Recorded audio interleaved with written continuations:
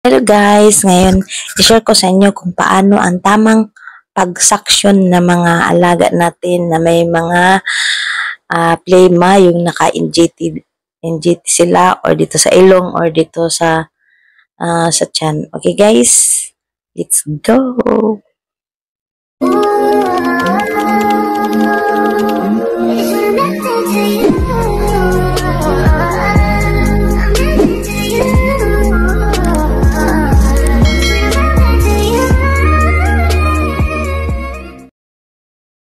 Hi guys, ngayon i-share ko sa inyo kung lalo sa mga baguhan na takot magsaksyon sa mga alaga natin. Ano yung paraan pag nagsaksyon ng mga alaga natin, lalo yung naka-NGT, yung ah, naka yung gatas na sa ilong or nasa tiyan, yun. Ang ang gagawin na yan, ang paano mo siya isaksyon before mo siya i-feed ng gatas. Halimbawa, mag-feed ka ng gatas mga 10 a.m. ganun. I-suction mo siya mga 9:15 o 9:30. Before siya, before mo siya bigyan ng gatas, i-suction mo. Kasi pag nandun na yung gatas, tapos naubos siya, ganun, masusuka siya. Hindi pwede yun. Tapos, halimbawa, nag-feed ka na. Antayin mo ng, ako kasi, iniintay ko pa ng isang oras bago ko sa isaksyon. Kailangan ibaba ko muna talaga sa tiyan yung kinakain niya, yung gatas niya. Pero sa hospital, minsan naman sila, yung mga nurse, minsan 30 minutes, sinasaksyon na nila. Pero ako, sila naman yun. Kaya ako, talagang isang oras bago ko siya isaksyon. Minsan 1 hour and a half, ganun. Bago ko siya isaksyon para hindi siya susuka. Kasi, siyempre, di ba, pag may plema ka, tapos,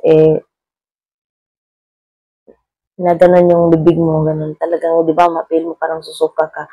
Kaya iniiwasan ko yung susuka para hindi kawawa naman yung alaga natin. Kasi hindi mo naman pwedeng sunukan na siya, tapos i-feed mo na naman ulit. Hindi pwede.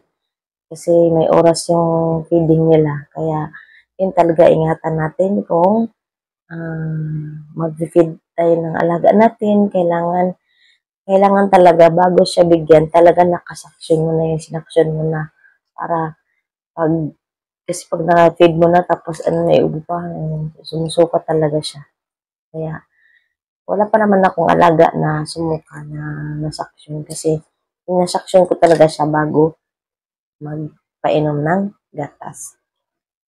Kasi hindi na yan pag may ano na kasi sila, hindi na sila marunong maglabas ng plema nila kasi tanda na, tapos wala na rin sa ano nila, yung ganun. Wala na sa isip nila, yung ganun. Kaya, nasaksyon talaga. Huwag kayong matakot na magsaksyon kasi may, ano naman yun, madali lang naman. Advantage yun pag marunong ka magsaksyon ng alaga. Yun, malaki ang sahod. Dito. Okay guys, sana may natutunan tayo before and after. Guys? Salamat. Sana mag-support kayo lagi sa akin.